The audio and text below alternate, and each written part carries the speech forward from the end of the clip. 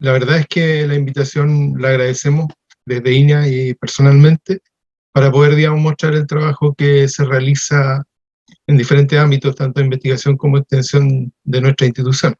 Además, en un momento, digamos, bien importante para el Ministerio de Agricultura, más de 90 años, 93 años, si no me equivoco, cumpliendo hace poco. Así que interesante también trabajar en una institución tan antigua. Vamos a tratar hoy día un tema que tiene que ver con el manejo del riego en invernadero. Yo voy a apagar mi cámara porque la banda de internet siempre es un problema, así que... Y tenemos acá el título que dice Manejo del riego en invernaderos. La verdad es que para hablar del manejo del riego en invernaderos partimos con algo que señaló también la Ceremi y que corresponde al uso eficiente de los recursos. Esta imagen nos va a acompañar durante toda la presentación. Siempre que nosotros estamos moviendo agua, trasladando agua, usando agua, estamos usando energía y eso implica un uso de recursos. Por lo tanto, si vamos a implementar un sistema de riego, que es el tema que nos convoca hoy día, tenemos que tener estos dos elementos, estos dos recursos, haciendo un uso muy adecuado, muy eficiente, de manera de que esos billetes, que son dólares en este caso, se reduzcan lo más que podamos. Cada vez vamos a tener menos agua, la energía se está volviendo compleja también, y por lo tanto la eficiencia es la clave. Ahora, sin duda, antes de comenzar a hablar una breve introducción al tema del cambio climático, no podemos hablar del riego, no podemos hablar del recurso hídrico. Yo llevo hablando del riego, del recurso hídrico, hace más de 20 años, pero hace, yo diría, 10, 15 años recién la gente como que nos empezó a tomar en cuenta un poco en las conversaciones que teníamos, porque hace 20 años atrás, 15 años atrás, este no era tema. Hoy día nosotros andamos haciendo capacitaciones, recorremos las comunas con talleres de capacitación en pleno invierno, con lluvia. Y la gente llega a las capacitaciones porque es un tema relevante. Bueno, ¿qué provocó que sea relevante? Noticias como esta que estamos viviendo de hace un par de días, por ejemplo, la ola de calor en Europa. Miren los grados ahí, 45, 43, 46. Cada año parece que estamos superando el récord de temperatura extrema. En Europa digamos, como que muy lejano, pero eso está pasando en el hemisferio norte y probablemente lo tengamos en el hemisferio sur en esta temporada de verano que nos toca. Sin embargo, nosotros, esto es una noticia del 4 de agosto. Si se fijan abajo dice 4 de agosto, calor extremo en Sudamérica durante el invierno.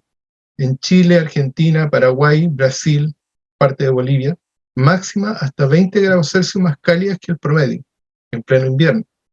Entonces, este tema del cambio climático nos ha llevado a que nos urja, sea, digamos, una demanda constante saber más sobre el tema del riego. Aquí tenemos una imagen, fotografía de la NASA. El cambio climático está aquí, pero sorprende su velocidad, dice esta publicación. El glaciar Grey de Chile. Cada vez más, retrocede mucho más. Los glaciares son nuestra reserva de agua para muchos usos, y dentro de eso el uso para el riego. Esta es otra foto del mismo glaciar, pero tomada, digamos, años atrás, comparada con lo que está pasando actualmente, y fíjense cómo se retiran estos hielos, que cuando nosotros éramos pequeños se nos comentaba en los colegios, los glaciares son los hielos eternos. Eso ya pasó a la historia, no tenemos hielo eterno. Y esta es la realidad de hace muy poco, incendios en Chile, dejando desastres en ciertas zonas del país, inundaciones, no hace mucho, y esto es lo que vemos en el futuro para nuestras generaciones que vienen, nuestros hijos, nuestros nietos. Probablemente va a haber un escenario muy feo, digamos, en términos de la condición en que vamos a dejar este planeta. Por lo tanto, hay que adaptarse. La buena noticia es que tenemos todavía oportunidad de resolver esto y se está trabajando fuertemente en distintos ámbitos. En el caso, por ejemplo, de Europa, este es un ejemplo solamente, el uso del agua, para hacer más eficiente el uso del agua, se hace uso de agua regenerada y desalinizada. Que hay un ejemplo de un agua depurada, por ejemplo, reutilizada. O sea, viene todo el agua de la ciudad, sacamos el agua para las ciudades, para el diferentes usos, luego esa agua sale por la alcantarilla residual, que es tratada en un sistema de depuradora y se entrega, digamos, a los cursos de agua natural. Esa es una forma. La otra forma es que esa agua que se utiliza en la industria, en las casas, en el domicilio, en la industria incluso, después pase a un proceso de depuración y pase luego al uso inmediato y no entre a los cauces. Por ejemplo, en riego de algunos cultivos y también en el uso de algunos otros usos, digamos. Pero esto es un uso eficiente, o sea, aquí no se pierde el agua en la alcantarilla, sino que se reutiliza. Otra imagen un poquito más detallada, donde se capta el agua, se procesa, se lleva a los estanques de donde se va a abastecer agua a la población, y luego pasa a sistemas de depuración para entregarse al curso de agua natural. Esto es solamente para mostrar que la exigencia que nos está provocando el cambio climático hace pensar en que el agua tiene que utilizarse más eficiente y cada gota vale oro. En Chile estamos usando aguas lluvias, pero todavía de forma muy, digamos, podríamos decir entre comillas, precaria. No hemos desarrollado todavía un sistema bastante potente sobre el tema del uso del agua lluvia. Aquí hay un ejemplo que es el típico que se ve, digamos, en los agricultores o pequeños agricultores con captación de agua lluvia en los techos, canaleta, un estanque y luego una bomba. Ahora, estos sistemas ideal que en las topografías que lo permitan, nosotros siempre utilicemos solamente la diferencia de altura. En este caso, aquí hay que implementar un sistema de impulsión con alguna bomba eléctrica. Y como veíamos en la primera imagen que les mostré, todo elemento energético que estamos adicionando para poder impulsar el agua es un costo. Por lo tanto, si pudiéramos generar un sistema donde el relieve, la topografía nos permita trasladar el agua en forma gravitacional, nos ahorramos todo ese costo. Hay otro sistema acá, por ejemplo, no sé, quedó tapada la imagen lamentablemente, pero este es una malla Rachel, es una trapa niebla, que ese era su objetivo original y acá se está usando para captar agua de lluvia. De manera que esa agua que capta la malla Rachel en este caso, llega a la canaleta y luego llega, por ejemplo, a un tipo de cisterna flexible como la que se ve acá, comúnmente conocida como guatero. Esta malla Rachel que ven acá incluso hoy día se ha modernizado, está mucho más perfeccionada en otros lugares y hay una malla especial que es tridimensional, es una malla, digamos, que capta mucho más agua de la lluvia que cae. El pero, siempre hay pero en estos sistemas, es que hay que tener una estructura que sea muy firme para evitar, digamos, que el viento la vaya a volcar, la vaya a destruir. ¿Cuál es el uso más eficiente que se puede hacer del agua lluvia? El sistema hidropónico, porque el agua recircula. Entonces, si nosotros estamos utilizando agua de lluvia, un volumen de agua de un estanque de 5.000 litros, por ejemplo, probablemente nos va a alcanzar para un par de días, no más que eso. Pero si nosotros lo incorporamos en un sistema de hidroponía, vamos a hacer recircular esa agua por varias semanas. Entonces, aquí está el uso más eficiente de un sistema de agua lluvia. Ahora, alguien alguna vez me dijo, mira, el sistema de riego más eficiente que existe en el mundo en realidad es la hidroponía, porque todos los otros sistemas tienen un uso y llega al suelo y se pierde, digamos, una vez que una parte de esa lo ocupa la planta y la otra se pierde, se infiltra o se evapora. Acá nosotros tenemos un uso mucho más eficiente al recircular el agua. Los acumuladores, en el sistema de agua lluvia nosotros tenemos siempre la posibilidad de captar mucha agua. Tenemos mucha superficie de captación, tenemos muchos techos, incluso podemos usar algunas laderas de cerro, podemos tener muchas áreas de captación. Sin embargo, la acumulación es un problema, porque generalmente tenemos estanques muy pequeños, tenemos acumuladores muy pequeños. Estas son experiencias de acumuladores de 1 millón de litros, por ejemplo, 2 millones de litros, que estamos hablando de un volumen que ya nos podría servir para una temporada, por ejemplo, enero, febrero, marzo, que no lloviera.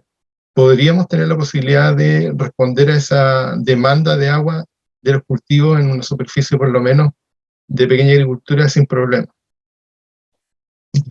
Esto ya es más avanzado. Nosotros estamos en un proyecto hoy día trabajando con la región de Los Ríos para poder desarrollar unos pilotos, prototipos de este tipo, donde podamos hacer acumuladores con superficies cubiertas con paneles fotovoltaicos, de manera que esta superficie evapore menos agua. Ese es uno de los grandes problemas de los acumuladores. Se evapora mucha agua. Y lo otro es generar energía. O sea, inmediatamente que estamos acumulando agua, también estamos generando energía. Esto ya es no es tan futuro, pero sí una obra que esperamos se desarrolle con ese proyecto que estamos postulando. Bueno, entrando en materia propiamente tal, que es el riego, la oferta y la demanda de agua. Lo vamos a plantear de esa manera. Aquí nosotros tenemos una demanda de agua de las plantas, pero además tenemos una oferta que nos entrega el suelo. Los conceptos y conocimientos técnicos que sustentan la gestión del riego no son distintos en el ámbito al aire libre o dentro de un invernadero. Son conceptos que son básicos para ambos. Sin embargo, hay ciertas particularidades que vamos a tocar acá respecto a los invernaderos que tenemos que considerar, pensando en que el invernadero, por definición, es un sistema de producción bajo ambiente controlado. Así digamos, parte esta tecnología. ¿Qué controlamos? Controlamos factores ambientales. Por lo tanto, dentro de esos factores ambientales está justamente los factores que determinan, digamos, cuánta agua le vamos a colocar a la planta. Este esquema, que utilizo yo bastante en las presentaciones, es para definir que nosotros cuando estamos hablando de riego siempre vamos a hablar de estos tres elementos. No podemos dejar uno, están los tres ligados: clima, planta y suelo. Probablemente por ahí vi que alguien estaba participando de Ovalle, si no me equivoco, y en Ovalle y más al norte en realidad, gran parte de los cultivos se desarrollan casi hidropónicamente, porque el sustrato son suelos que son más de tipo no orgánicos, por ejemplo, como lo que tenemos nosotros. Acá nosotros tenemos suelos que aportan bastantes nutrientes, y al, digamos, entregarles riego, lo que estamos haciendo es entregar agua para que movilice esos nutrientes hacia la planta. Por lo tanto, el suelo en el sur de Chile, cuando estamos pensando en riego, ya sea en invernadero o al aire libre, el suelo es fundamental. Y poco conocemos el suelo. Entonces ahí hay una brecha de repente en información y conocimiento. El riego es una práctica o técnica que consiste esencialmente en reponer al perfil de suelo el agua consumida por las plantas. O sea, aquí después vamos a ver un esquema que vamos a repetir esto, porque en realidad el suelo es el que va a entregar al cultivo el agua que tiene disponible, y hasta un cierto punto. Va a llegar un límite donde la planta ya no va a poder extraer esa agua y nosotros vamos a tener que reponer eso. Hay diferentes sistemas o métodos de riego. Fundamentalmente se clasifican en dos: riegos gravitacionales y riego tecnificado. Los riegos gravitacionales están más desarrollados en cierto tipo de suelo, suelos de tipo arcilloso, que permiten, digamos, que el agua no se filtre rápidamente, sino que permanezca en la superficie. Por ejemplo, un riego de inundación lo explica mucho mejor. Nosotros tomamos el potrero y lo inundamos, y ese potrero y ese perfil de suelo permite que el agua baje lentamente. No lo podríamos hacer acá. En nuestros suelos son mucho más de contenido arenoso, por lo tanto los suelos son altamente filtrantes, y por lo tanto no alcanzaría ni a avanzar 1 metro el agua cuando ya habría infiltrado. Lo otro es la topografía. Generalmente estos suelos para métodos de riego gravitacionales se nivelan, se trabajan para que haya un movimiento del agua en forma gravitacional, o sea, el relieve permite que se mueva el agua. Sin embargo, nosotros tenemos en general suelos muy ondulados, y eso también sería una problemática. Por lo tanto, lo que nosotros estamos usando, y desde que el riego apareció en el sur de Chile, que hace ya más de 70 años, pero fuertemente en los últimos 10, 15 años ha sido más masivo, el método de riego tecnificado. Y aquí tenemos, por ejemplo, sistemas de carrete, que fueron uno de los primeros sistemas que aparecieron en el sur de Chile para regar papas, praderas. Hoy día tenemos los pivote central, que hacen un movimiento circular en general, pero también hay algunos sistemas de avance frontal. El de taza, riego por taza, o Keylan o Irripod, que son las marcas que trajeron estos sistemas desde Nueva Zelanda para regar praderas. Tenemos sistemas de riego de microaspersión para frutales y hortalizas, sistemas de microjet para invernaderos, para viveros, para almácigos, sistemas de cobertura total con aspersión y riegos por goteo, y aquí hay una diversidad de riegos por goteo también. Tenemos riegos por goteo con gotero botón, cinta de riego, gotero integrado. Hay unas líneas de riego que son, digamos, de baja presión, no requieren más de 1,5 metros de altura, por ejemplo. Todos esos sistemas los pueden conocer además en INEA Remedio. Nosotros tenemos una unidad demostrativa que transportamos, que es un carro, donde están, digamos, los sistemas de pequeña agricultura principalmente, que son goteo, aspersión y microaspersión. Y en INEA Remedio además tenemos algunas instalaciones para poder hacer demostraciones con los agricultores. Los sistemas de riego gravitacional tienen el gran problema de que son bastante, digamos, poco eficientes, 30-40%, y se utilizan, digamos, en la zona central, como les explicaba. Estos sistemas son los que estamos usando, y dentro del invernadero lo más recomendable es un sistema por goteo, con una eficiencia de un 80-90%. También hay sistemas de aspersión dentro del invernadero, son de menor eficiencia, 60-70%. Microaspersión elevada, por ejemplo, que se utiliza también. Pero todos estos sistemas siempre tienen la desventaja de que riegan toda la superficie, no es localizado, como lo hace el goteo. El goteo va justamente a formar un bulbo mojado en la hilera o en el cultivo específicamente. Bueno, el suelo, yo les comentaba que el suelo para nosotros es muy relevante, muy importante para la decisión del riego. Y en el caso de las propiedades físicas del suelo, si nosotros miramos este esquema que aparece en una gráfica de torta, tenemos que el suelo en general está compuesto por un material sólido, más o menos un 50%, entre esos minerales y materia orgánica. La materia orgánica es la que nos podría favorecer para evitar usar tanta agua en el sistema suelo. La medida que tenemos más materia orgánica, tenemos que usar menos agua, porque la materia orgánica permite una retención adecuada del agua. Pero además de este material sólido, que más o menos es el 50% del suelo, hay un 50% poroso, 40 o 60% poroso, que está ocupado por aire y por agua. Si nosotros nos imagináramos una esponja tomáramos una esponja, la esponja tiene la capacidad de retener agua porque tiene poros, porque tiene espacio. Bueno, aquí en el suelo es lo mismo. Hay aire y hay agua. Y hay un concepto que se utiliza bastante, densidad aparente. La densidad aparente relaciona la parte sólida, que vemos aquí, respecto al aire, o a la porosidad donde está el aire y está el agua. Entonces, aquellos suelos que tienen más poros y que tienen una gran diversidad de poros, generalmente tienen una densidad aparente baja, son suelos más livianos y por lo tanto tienen posibilidades de acumular más agua. Textura del suelo. Tenemos aquí la explicación de por qué hablamos de que un suelo es más arenoso o más arcilloso. Vi por ahí algunos participantes de algunos talleres que hemos hecho, esto lo hemos repetido varias veces. La textura del suelo está formada por 3 partículas fundamentales: arena, limo y arcilla.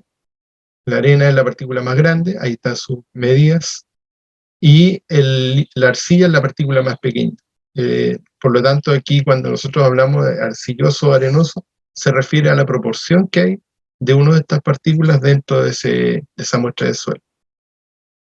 Este es un triángulo que se utiliza mucho para determinar si un suelo es arcilloso o más arenoso, y está, digamos, pensado en estas 3 partículas que acabo de mostrar: arcilla, limo y arena. Y se lee de la siguiente manera: si nosotros, por ejemplo, tuviéramos un suelo que nos dicen que tiene un 50% de arcilla, un 10% de limo y un 40% de arena, la arcilla se lee de esta manera, de 10 a 100, y aquí encontramos 50 y hacemos girar la flecha hacia el costado forma horizontal. El limo dice que tiene un 10%, bajamos por la pirámide y encontramos el 10 en este punto y vamos paralelo a la línea de arcilla. Y la arena, vamos en ese sentido, 10, 20, 30, encontramos el 40 y vamos paralelo a la del limo. Y encontramos el punto medio, que en este caso es un suelo arcilloso. Ahora, ¿cómo se determina este porcentaje de arcilla, limo y arena? Con análisis de física de suelo. Nosotros estamos acostumbrados a los análisis de suelo, pero esos análisis de suelo que nosotros conocemos habitualmente son análisis químicos, en donde vamos a tomar la decisión de una recomendación, por ejemplo, de algún fertilizante que vamos a utilizar para un cultivo. Son análisis químicos. Estos análisis de física de suelo se conocen poco todavía en el sur de Chile. Nosotros nos hemos dado cuenta que hay muy poco conocimiento de ese análisis. Y ese determina la textura, determina la capacidad de retención de agua del suelo. Y aparte de ese análisis de física de suelo, nosotros también tenemos algunos métodos más sencillos de campo que se podrían usar para hacer una estimación antes de enviar al laboratorio. ¿Qué determina la textura del suelo? Por ejemplo, acá vemos dos imágenes. Esta podría ser un esquema bien, digamos, grosero de un suelo arcilloso, y este un esquema de un suelo arenoso. El suelo arenoso tiene partículas más grandes. La realidad en el suelo no ocurre esto, sino que hay una mezcla de tipos de partículas, de más grandes, medianas, chicas, pero en este caso, como son partículas más grandes, los poros son más grandes. Por lo tanto, el agua filtra más rápido.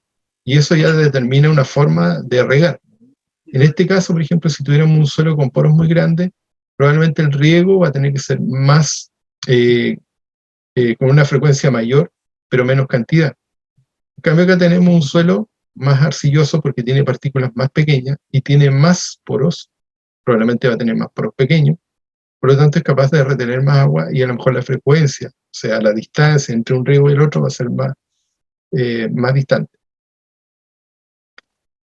Bueno, también el tamaño de la partícula determina el área digamos, de exploración que puede tener una raíz, por ejemplo. Tiene más superficie de exploración en un suelo con más poros que en un suelo con menos poros. Bueno, hasta aquí hemos hablado de lo que es la textura. La textura de un suelo es como no sé, si pudiéramos sacar el ADN del suelo, el ADN es la textura, no lo podemos cambiar. Así está definido por la historia que tuvo en su formación, por ejemplo.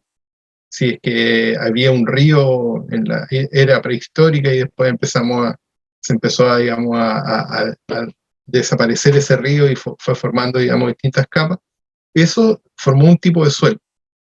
De hecho, los suelos que tenemos en el sur de Chile son menos del 1% de los suelos del mundo. O sea, además tenemos suelos muy particulares, muy especiales. Cuando yo les hablaba de la densidad aparente, vamos a hablar un poquito de la densidad aparente, por ejemplo, se habla hasta alrededor de 1.2 hacia arriba.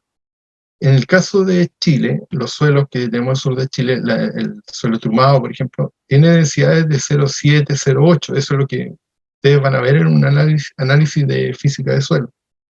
Incluso hay suelos que tienen 0,5 de densidad aparente, 0,5 gramos por centímetro cúbico. Entonces, son suelos muy particulares, son muy especiales, pero esa es la textura. O sea, ahí está definida la textura del suelo y por lo tanto no podemos hacer mucho respecto a eso. Pero sí, en la estructura tenemos mucha injerencia en la estructura. La estructura está determinada por la labor que hacemos sobre el suelo, la intervención que hacemos en el suelo. Por ejemplo, la materia orgánica. Vamos a insistir con la materia orgánica porque la materia orgánica es la que genera estos aglomerados, esta unión entre las partículas y que permite la retención de agua.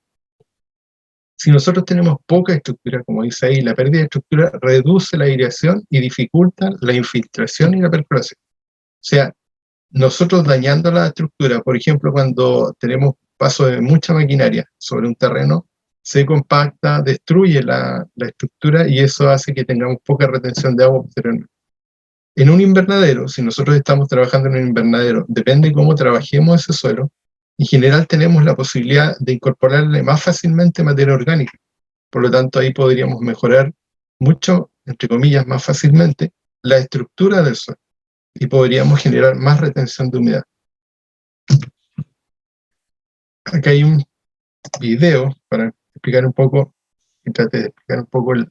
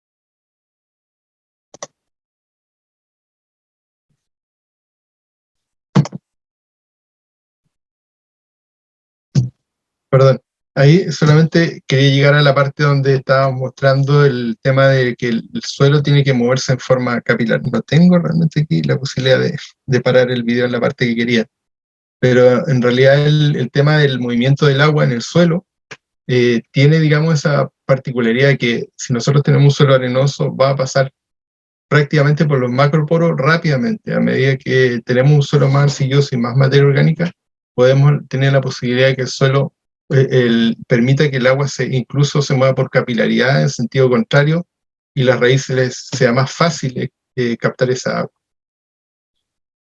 Bueno, aquí hay una esponja, porque yo creo que la esponja explica bastante bien cómo nosotros entendemos que el agua queda retenida en el suelo. El agua disponible en el suelo está dentro de esos poros, de una esponja, por ejemplo. Hay que imaginarse como una esponja el suelo. Aquí tenemos, por ejemplo, suelo, partículas de suelo, la parte sólida, el aire, que es la parte blanca que está dentro de ese suelo, y la parte azul, que sería el agua. Cuando nosotros tenemos una planta que empieza a consumir el agua con sus raíces, puede venir, por ejemplo, un exceso de lluvia o un exceso de riego, ¿y qué pasa? Se satura ese suelo. Se satura quiere decir que todos los espacios que estaban con aire también empiezan a llenarse de agua, se llenan de agua.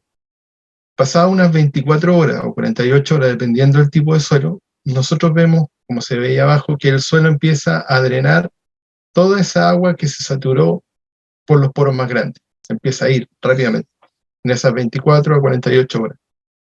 Luego, el agua que queda en esos espacios porosos es la que la planta empieza a aprovechar. Empieza a consumir. Empieza a consumir esa agua, va disminuyendo el agua que estaba disponible en el suelo, y llega un momento en que ya entramos a lo que se llama punto de marchitez permanente. O sea, el agua, a pesar de que ahí ven una especie de franja azul, esa se llama agua higroscópica, o sea, está retenida por carga electrónica, carga eléctrica dentro de o sea, alrededor de la partícula, sin posibilidades de ser extraída por la raíz de la planta. A ese punto de marchitez permanente no podemos llegar. Entonces, entre este punto de marchitez permanente y la capacidad de campo, nosotros le llamamos agua disponible. Esa es el agua que tiene la planta disponible. Acá hay distintos suelos, por ejemplo, y cada suelo tiene distintos niveles de saturación, distintos niveles de capacidad de campo y distintos niveles de punto de marchitez permanente. No todos los suelos tienen los mismos valores. ¿Qué es lo interesante? Nosotros, si tenemos una capacidad de campo, determinamos que la capacidad de campo, por ejemplo, está en este nivel, nosotros no vamos a esperar a que llegue al nivel de punto de marchitez permanente, que estaría acá, porque si no la planta se va a estresar. Entonces, buscamos un punto intermedio donde podamos reponer el agua. A eso se le llama umbral de riego.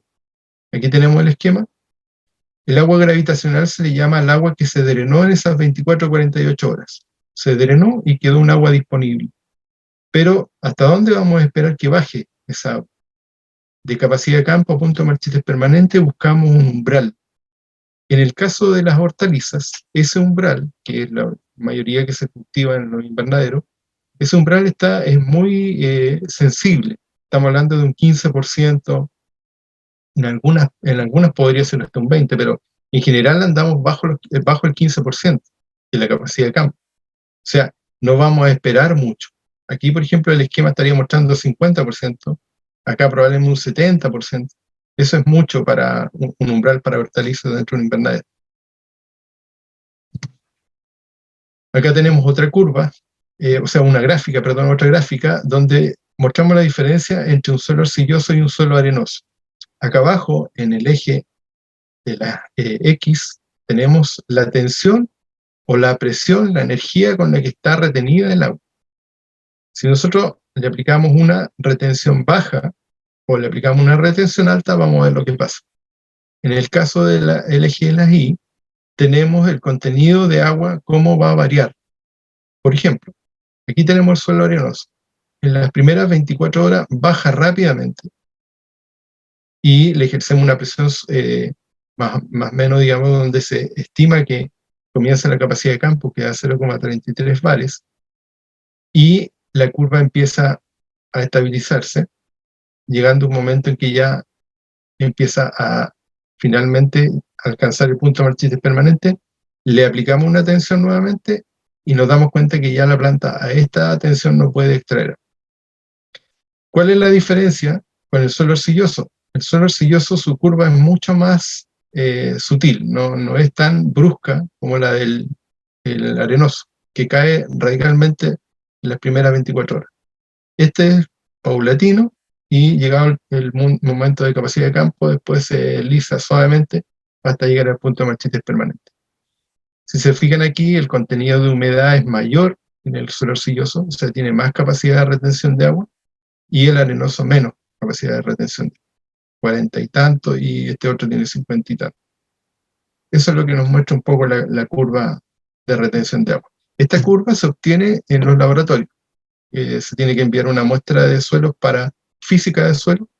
Se usa una olla, un tipo de olla como de presión, para hacerlo digamos, más explicativo, y se le aplican estas dos tensiones para determinar esta curva. Hay otros instrumentos hoy día mucho más sofisticados que logran unas curvas mucho más precisas. Bueno, siguiendo con el tema del riego dentro del invernadero y en hortalizas principalmente, vamos a ver una diferencia en los suelos y esto va a determinar qué frecuencia, cada cuánto vamos a tener que regar. Por ejemplo, en un suelo arcilloso lo que ocurre es que el agua se va a expandir el bulbo. El bulbo le llamamos a esta zona mojada aquí, que en esta imagen se ve muy clarito, que es el agua, donde penetró el agua, donde infiltró y logró formar una especie de bolsa de agua donde la planta está extrayendo lo que necesita. En el caso del suelo arcilloso, esto se extiende hacia los costados de la planta. Más que profundizar, se extiende, o sea, se abre hacia los costados. En un suelo arenoso, al contrario, no, el suelo arenoso profundiza, pero no se extiende hacia los costados, profundiza. Entonces, ¿qué determina esto? Que la frecuencia de riego en un suelo arcilloso va a ser probablemente más distante, vamos a tener a lo mejor más tiempo encendido el sistema de goteo, pero va a ser más distante, o sea, nos podríamos separar un par de días. En algunos casos, en el caso del suelo arenoso, por ejemplo, ahí la frecuencia de riego probablemente tendría que ser menos distante. Podríamos incluso estar regando en un invernadero en la mañana y en la tarde, dadas las características del suelo. Entonces, acá lo que yo en algún momento alguien me lo planteó en una charla que estábamos dando, ¿es el suelo arcilloso es mejor que el arenoso o el arenoso es mejor que el arcilloso? No es que un suelo sea mejor que el otro. Lo que hay que saber es qué tipo de suelo tengo para yo poder trabajar ese suelo de una manera adecuada y agregarle probablemente materia orgánica si es que le falta, o hacer algún otro tipo de manejo.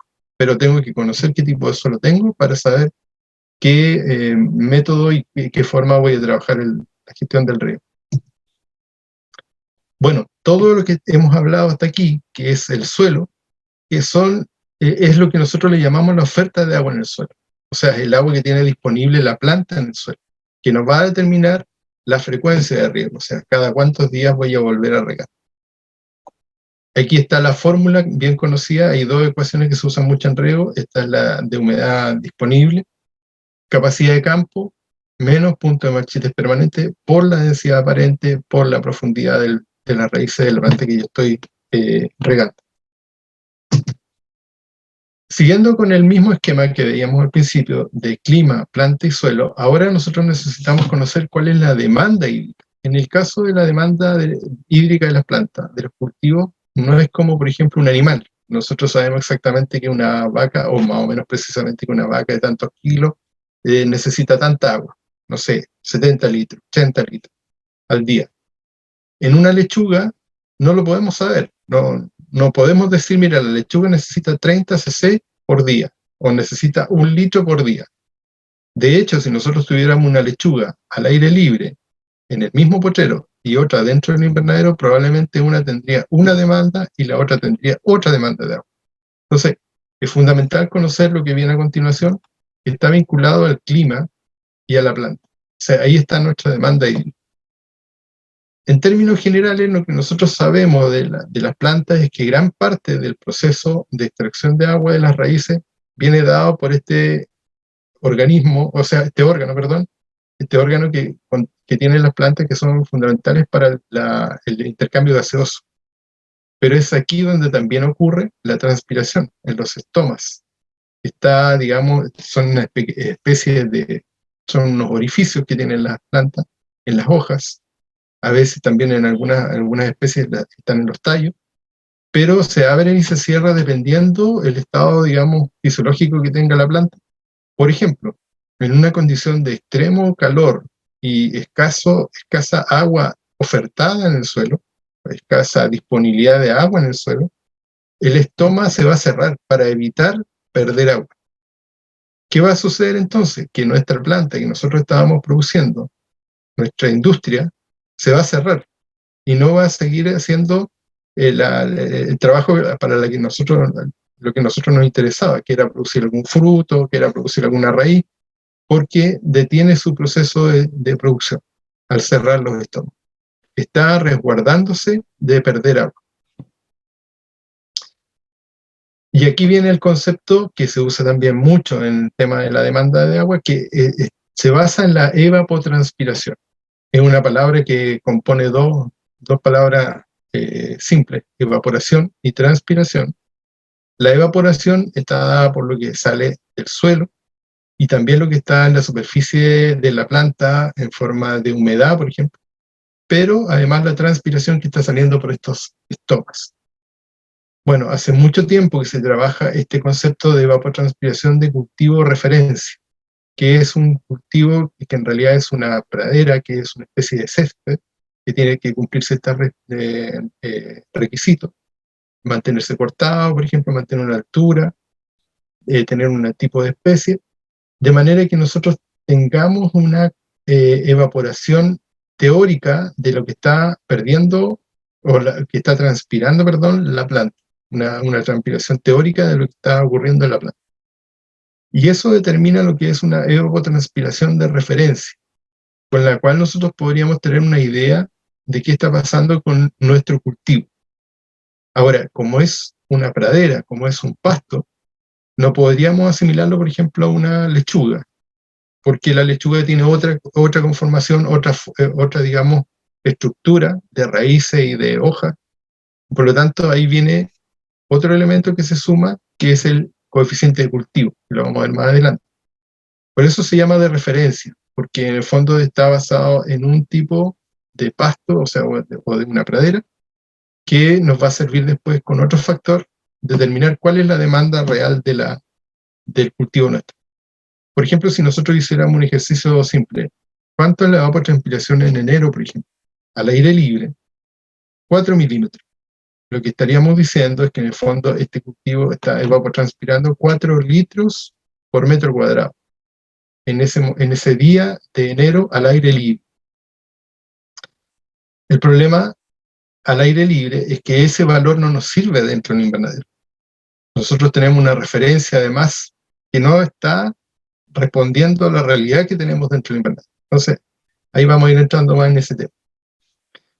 Esta es una forma de medir la evaporación que ocurre teóricamente. Ahí está el prado, el pasto, las estaciones meteorológicas están todas dentro de un cierto espacio, digamos, donde está esa pradera que se mantiene con el pastito corto. Esta era la primera forma de calcular la evapotranspiración a través de la evaporación de bandeja, el evaporímetro de bandeja. Tenía ciertas complicaciones, obviamente, porque el agua había que estar llenando esta bandeja y midiendo todos los días. La persona que tenía que medir tenía que ser la misma para no tener el error humano de que apareciera otra persona con otra medición.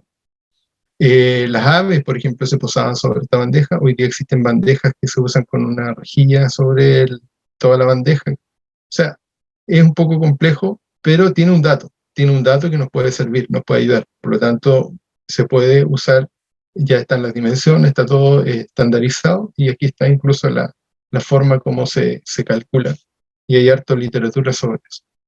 Sin embargo, hoy día lo que más se utiliza son este tipo de estaciones meteorológicas autónomas. Esta es una estación meteorológica de INEA Remehuet. De INEA en general, INEA tiene estaciones meteorológicas de estas a lo largo de todo Chile. Tiene más de 370 estaciones, incluso asociadas con otras, digamos, entidades, para poder tener una amplia cobertura de estaciones meteorológicas. Con estos sensores que aparecen acá, aquí hay un piranómetro, por ejemplo, aquí se mide humedad relativa, temperatura del aire, velocidad del viento, dirección del viento, pluviometría, temperatura del suelo, etc. Todo eso va registrado en esta caja que está acá adentro, hay un data logger, y ese transmite después a un servidor de donde yo puedo sacar la información. Ahora bien, esta serie de sensores nos permiten que podamos usar esta ecuación que es bastante compleja, que tiene una serie de datos que nos da la evapotranspiración hoy día. Entonces ustedes pueden bajar este dato directamente de la plataforma agrometeorología.cl y van a encontrar el dato de evapotranspiración para su zona, para su sector, dependiendo de la estación meteorológica más cercana. Pero, el gran pero, nosotros estamos hablando hoy día de invernadero. ¿Qué hacemos con los invernaderos? Esto es para el aire libre. Entonces no tenemos datos para el invernadero. Bueno, hay algunos elementos que se podrían empezar a usar, deberían usar dentro del invernadero. Algo simple, por ejemplo, este es un atmómetro, que es un medidor de evaporación del agua. Entonces, esto lo podríamos colocar, por ejemplo, dentro de un invernadero. Y nos podría medir y podríamos tener alguna referencia de cómo se está evaporando el agua dentro del invernadero. Aquí hay otro instrumento que es bastante antiguo, el evaporímetro de Pichet, que también se usa dentro de la estación meteorológica, y también mide evaporación, que también sería un instrumento que podríamos incorporar dentro de los invernaderos para tener una estimación de la evaporación y, de hecho, la evapotranspiración. Y acá está el KC, o coeficiente de cultivo, que lo multiplicamos por esto, por la evapotranspiración de referencia. Esto es referencia, como les decía yo, esto es de un pasto con ciertas características, multiplicado por el factor que corresponde al cultivo, nosotros obtenemos la demanda de agua de ese cultivo, multiplicado por este coeficiente de cultivo. ¿De qué depende ese coeficiente de cultivo? Depende del crecimiento que tiene durante la temporada. Por ejemplo, aquí tenemos una plantita que está en su inicio germinando. ¿Qué es lo que va a ocurrir? Alrededor de esa plantita va a estar suelo desnudo. Entonces lo que va a estar ocurriendo va a ser más cantidad de evaporación que transpiración. La transpiración es muy poquita, porque apenas tiene 2 hojas. Pero fíjense acá en la parte ya cuando el cultivo se ha desarrollado plenamente, lo que más tenemos es transpiración, y lo que cubre el suelo, y el suelo prácticamente, por ejemplo, imagínense un cultivo de papa, cuando se llena la melga, dice la gente, se llenó la melga realmente porque ya no se ve suelo, o sea, lo único que vemos son follaje. Entonces lo único que vemos en realidad es transpiración, la evaporación es muy insignificante, muy poca. Por lo tanto, el KC depende de eso, del estado de desarrollo del cultivo. Vamos a tener un KC más alto o más bajo. El KC a todo esto está en tablas. Hay un boletín, el boletín número 56 de la FAO, que es un boletín bien utilizado, donde aparece una tabla completa de KC, pero que son teóricos. Ese es el otro problema de usar tablas, que la mayoría de las tablas son teóricas, porque fueron calculadas bajo ciertas condiciones que no son las que nosotros tenemos habitualmente dentro de un invernadero o de nuestra zona. Aquí hay también que conocer, por ejemplo, ya que estamos hablando del KC, los periodos críticos de cada uno de los cultivos. Aquí tenemos diferentes cultivos y hay tablas para todo tipo de cultivos respecto a los estados críticos de necesidades de agua. Aquí está una de las tablas, coeficiente de cultivo. Por ejemplo, aquí ustedes pueden ver el tomate entre 1 y 1,10. A ver si tenemos alguna otra acá. Papas 1 a 1,10. Pero estos son teóricos, son valores teóricos, no son valores, digamos, que se puedan adaptar fácilmente a cualquier realidad. Y aquí está la ecuación en forma resumida, evapotranspiración de los cultivos, que es la demanda de agua. O sea, aquí sabemos finalmente cuánta agua está pidiendo nuestro cultivo, ya sea zanahoria, lechuga, lo que sea, en base a la evapotranspiración de referencia, que la obtuvimos de la estación meteorológica a través de la plataforma agrometeorología.cl, y la multiplicamos por el coeficiente de cultivo, que en este caso lo tenemos que sacar de tabla, o de alguna otra tecnología, que es lo que le vamos a hablar un poquito más adelante. Eficiencia en el uso de los recursos hídricos. O sea, nosotros, todo esto apunta a que yo les hablaba, por ejemplo, de que varios de los antecedentes que tenemos son datos que son más teóricos, son más de tabla y son datos que no tenemos certeza de que sean tan reales para nuestra situación de riego dentro del invernadero. Entonces, ¿qué es lo que se está utilizando hoy día? Y hacia dónde deberíamos nosotros también ir avanzando, hacia la agricultura digital. La agricultura digital aquí más o menos se explica que todo está, digamos, de alguna manera se conocen los niveles de pH, el nivel de humedad, el dióxido de carbono presente en el ambiente, la conductividad eléctrica, la intensidad de luz. Hace poco una colega hizo un seminario respecto al uso de la luz dentro del invernadero. O sea, todo controlado, incluso controlado el tema de las filtraciones de los sistemas de riego, la temperatura, temas eléctricos, cómo están funcionando, etc. Todo un control dentro del invernadero, porque es un ambiente controlado. O sea, de ahí parte el principio del uso de invernadero, es tener un ambiente controlado. Hablando de la agricultura digital, solamente para ponerlo en contexto, la agricultura 1.0 era la del nitrógeno sintético. Nosotros nos hicimos famosos por el salitre, después quedó toda la escoba con el salitre y ahí dejamos de ser famosos. Y después vino la agricultura 2.0 en los años 50 en adelante, llamada la Revolución Verde, donde todo era químico, donde todo era agroquímico. Hay un sonido. La agricultura 3.0 en los años 90, cuando empezamos a utilizar los GPS, y los GPS nos dieron la precisión de la ubicación donde estaba el cultivo o donde estaban los problemas del cultivo. Y la agricultura 4.0 del 2010 en adelante es el uso de redes, sensores, naves no tripuladas como los drones, imágenes satelitales, análisis de la Big Data, etc. Pero ya viene una agricultura 5.0, que va a usar robótica, inteligencia artificial, impresión 3D y 4D, biología sintética, diseño de alimentos, agricultura vertical, modificación del clima. Esto ya está ocurriendo. O sea, no es tan así futurista como dice ahí 2025. Hoy día hay robótica incorporada en invernaderos a nivel, digamos, de Europa, por ejemplo.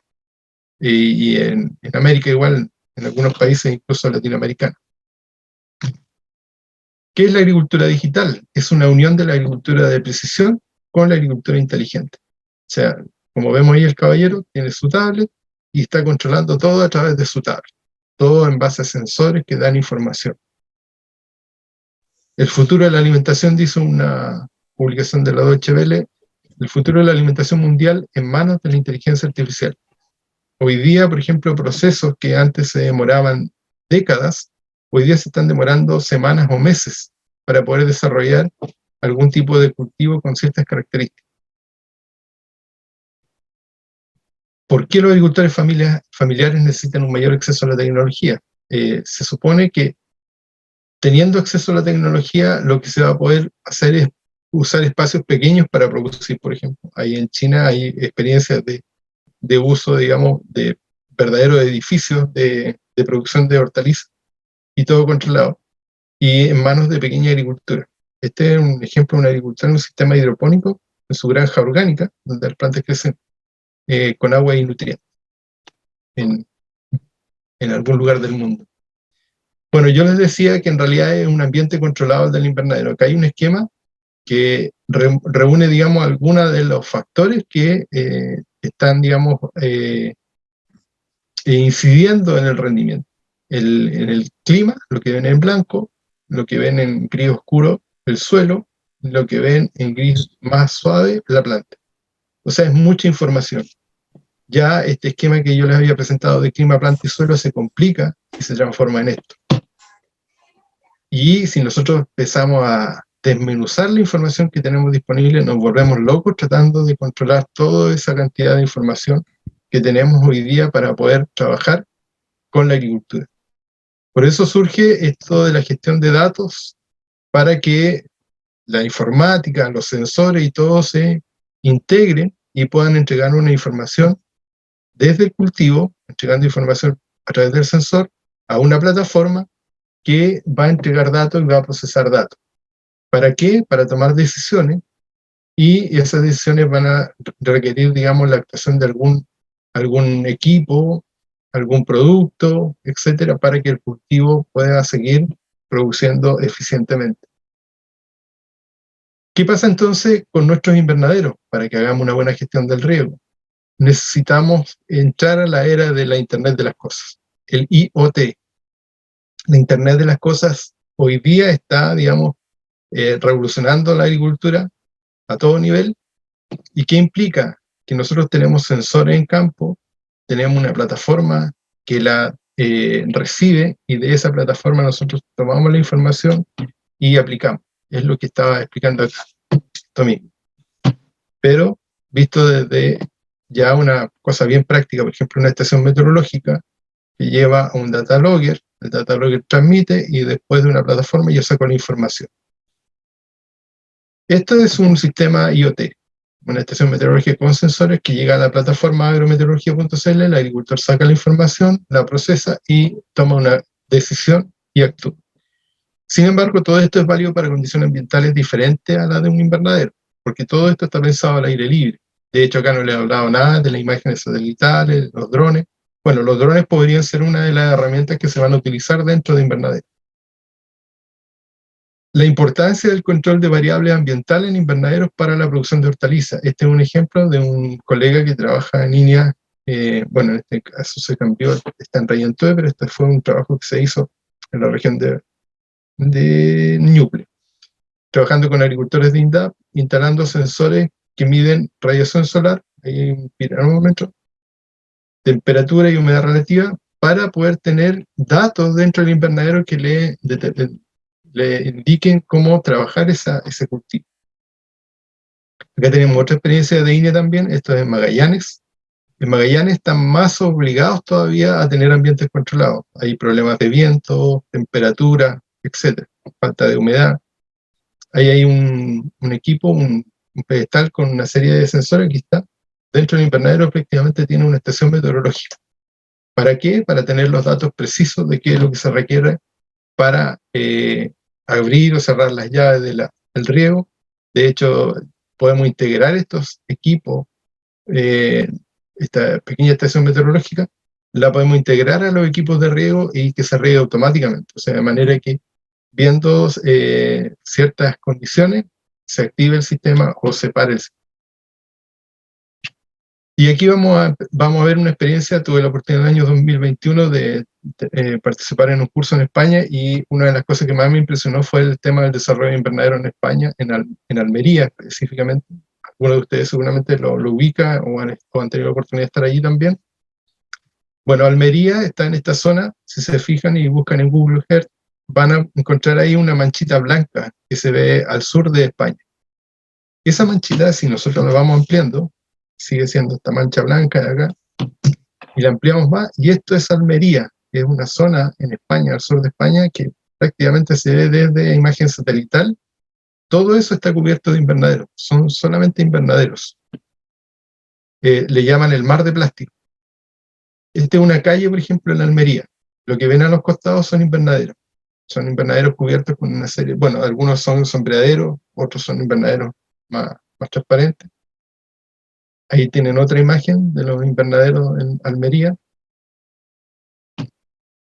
Obviamente acá está la producción más... hay de todo tipo de agricultores aquí en estos invernaderos. Hay agricultores medianos, hay agricultores grandes, hay agricultores sofisticadamente tecnologizados y hay agricultores con mediana tecnología. Hay de todo. Aquí, por ejemplo, nosotros visitamos un agricultor, bueno, este en realidad es una empresa, una comunidad de agricultores, y él es el administrador, y aquí tienen producción orgánica de bajo plástico, en el invernadero. Todo está, andamos ahí con zapatitos cubiertos, porque todo está controlado para evitar que se contaminen los sistemas del invernadero. Y aquí está el sistema orgánico, o sea, hay una muestra de donde están los insectos que se crían para poder hacer control biológico de las plagas que podrían eventualmente aparecer. Otra mirada ahí de los invernaderos, todos invernaderos calefaccionados. Aquí, por estas rieles que ven acá, pasa calefacción, es con un sistema de gas que vamos a ver después, y los sistemas de goteo que van acá abajo, que incluso tienen sistemas, digamos, de traslado aéreo, bajan y trasladan el riego a distintos lugares. Ahí hay una producción de tomate cherry dentro del invernadero. Estos mismos rieles de donde va la tubería con la calefacción se utilizan para transportar digamos, los depósitos donde se va cosechando. Tienen una rueda y circulan por encima de esos rieles. Este es el sistema de ambiente controlado del invernadero. O sea, aquí todo funciona a gas y está controlada la temperatura, la humedad, etcétera, todo lo que permite, digamos, que el invernadero sea finalmente un ambiente controlado realmente. Este es el cerebro del invernadero. Aquí tiene todo el control del invernadero, el administrador de este invernadero. Por ejemplo, aquí, fíjense, este es el panel de la estación meteorológica o de los elementos, de los sensores meteorológicos que hay dentro del invernadero. Entonces, con alerta en caso de que algo esté dando indicaciones de que haya que considerar algún cambio en el riego o en el uso de algún tipo de elemento. Toda la fertilización es líquida y se transmite a través de los sistemas de riego. Y volvemos al concepto original. O sea, si nosotros queremos hacer eficiente el uso del agua y la energía, vamos a tener que invertir en tecnología, y ese costo que implique que le deberíamos agregar aún más tecnología y dinero. Ese dinero tiene que cancelar toda la inversión que hemos hecho en agua, en energía y en tecnología. El agua ya es escasa en la mayor parte del planeta y lo será cada día más. En el último siglo, el crecimiento mundial de la demanda de agua ha sido continuo. Su valor estratégico es cada día más importante. Ahora el autoabastecimiento es lo más relevante. La demanda de agua, todos sabemos que prácticamente digamos, el riego, la agricultura se lleva el 70-80%, pero en el futuro eso va a tener que cambiar porque hay otras áreas que la requieren también. Y el agua ya cotiza en el mercado futuro de Wall Street. Muchas gracias. Muy bien, Homero, muchas gracias a ti por la presentación. Y bueno, como siempre, nosotros les agradecemos la asistencia, los invitamos a seguir conectándose los días martes a las 10 de la mañana. Homero, por favor, te dejo algunos minutos para que te puedas despedir. Hoy día tuvimos una muy buena convocatoria de un poquito más de 70 personas, así que la pantalla es para ti. Bueno, agradecerles la participación, estuvo bastante concurrida, así que muchas gracias y espero que les haya sido de utilidad lo que les presenté. Más información la pueden obtener, como digo, a través de nuestro correo electrónico. Ahí estamos siempre disponibles y solamente hay que tratar de coordinar a veces los tiempos y los horarios, pero la disposición está de parte de todos los investigadores y de nuestra institución para colaborar con los agricultores, los asesores, las agricultoras, las asesoras. Así que muchas gracias.